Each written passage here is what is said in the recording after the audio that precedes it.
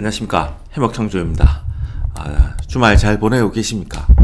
목요일날 만기일날 그 시나리오대로 일단 상승을 하였습니다. 상승을 하였는데 어마무시하게 상승을 하여가지고 저는 그 콜 367을 잡긴 잡았습니다. 잡긴 잡았는데 일이 있기 때문에 일단 선물 370선에서 대략 한 0.21에서 0.28 사이에 공략해 들어가서 선물 370이니까 대략적으로 한 0.67, 0.7 이렇게 되는데 기존에 가지고 있던 포지션이 있기 때문에 저는 던지고 나오면서 그 톡방에 선물 372.5까지는 갈 것이다, 열려있다 라고 이야기하고 나왔는데 그 375 가까이 찍고 결국은 뭐 글이 끝났습니다. 그래 어마어마한 최소 한 몇 배 났습니까? 한 15배, 20배 정도까지 났죠. 그죠? 그래서 최소 손실은 안 봤다, 이렇게 이야기를 하고 싶은 거고, 지금 이제 장의 움직임을 보면 장막판에 제가 이거를 지금 이 풋 380을 매도 걸어놓고 나갔는데 결제가 됐더라고요. 아무 생각 없이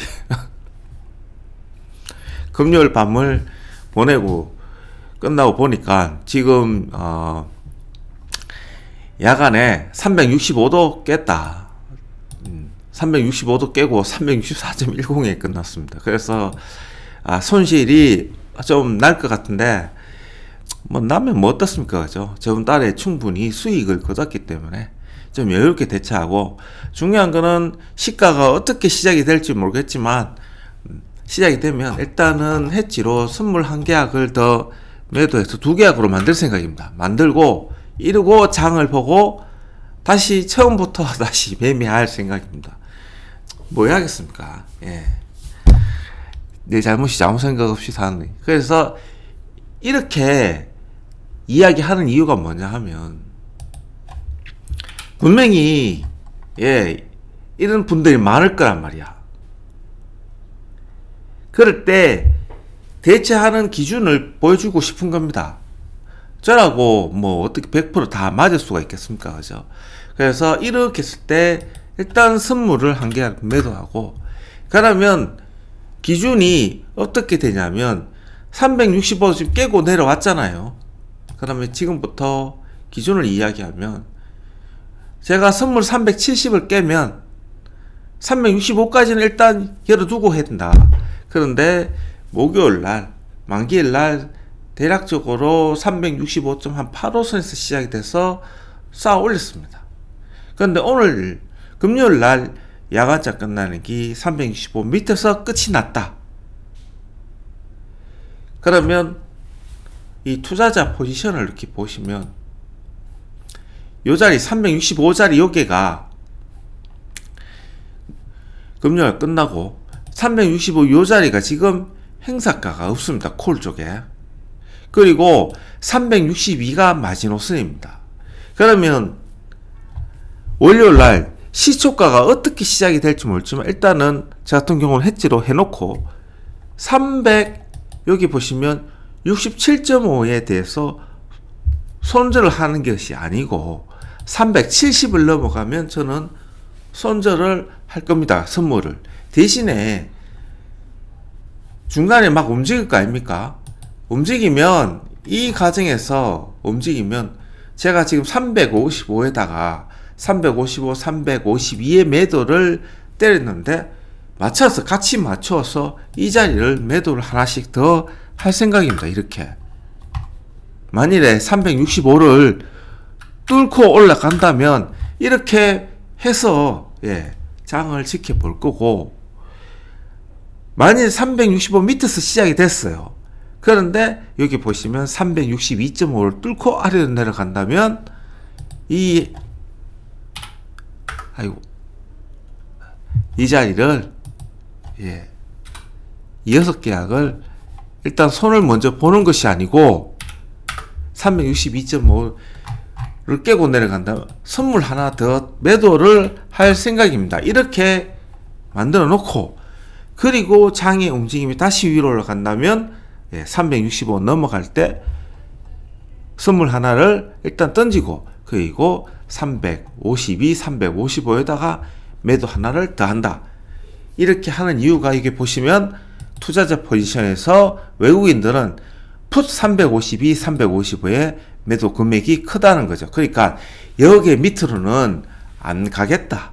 이 이야기입니다. 근데 이 이야기가 또 어떻게 연결되냐면 일봉상 여기 보시면 61선, 이 61선까지는 항상 열려 있다고 얘기를 했고 61선이 대략적으로 357 정도 됩니다.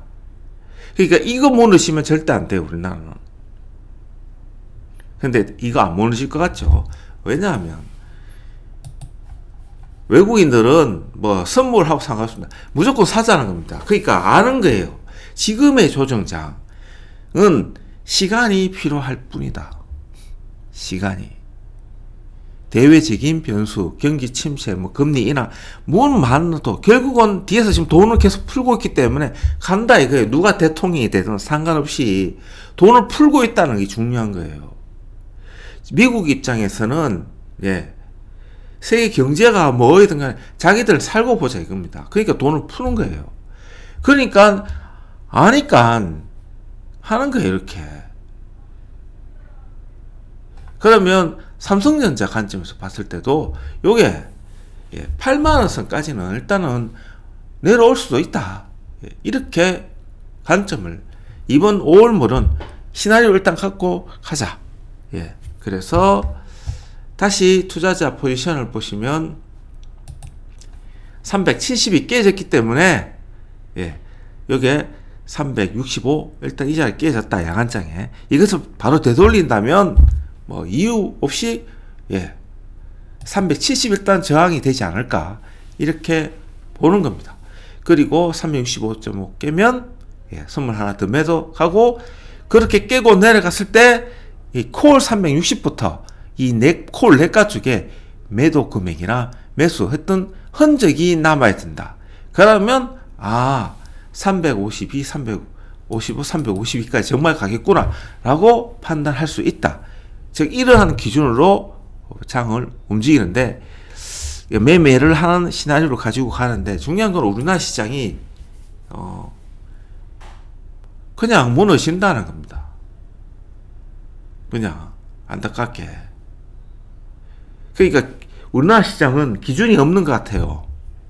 기준이. 삼성전자가 지금 살아있는데 시장 무너지잖아요. 그러니까 무엇을 보고 기준을 해야 된다는 거지.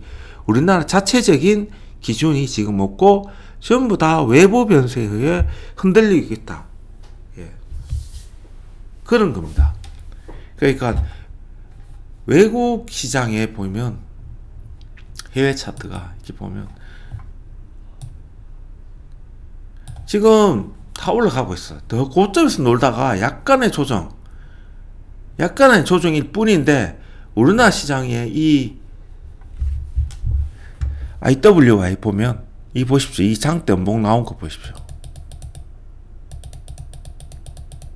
그러니까 우리나라에서는 사고 뒤로 삼성전자를 해지했다는 거죠.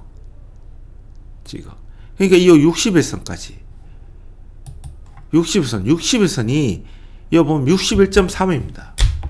그러니까 61.3 정도 내려올 정도면 대략적으로 선물 362 정도 투자자 포지션에서 여기까지 내려오겠지 않나 일단은 생각할 수 있다 이렇게 보는 거고 362.5 무너지면 그리고 콜 내가 쪽에 매매 금액이 발생이 한다면 355, 357까지 그리고 선물 지표상으로 61선까지 일단 열어두고 가는 게 맞다. 그리고 위로는 370이다. 370이 넘어가지 않는 이상은 상방으로 보기 힘들다.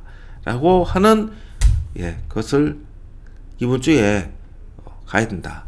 그리고 만일에 이번 주 지나고 장을 되돌리잖아요. 그러면 다시 이 자리 372.5 이 370 선물 372.5 여기까지는 일단은 갈 거다.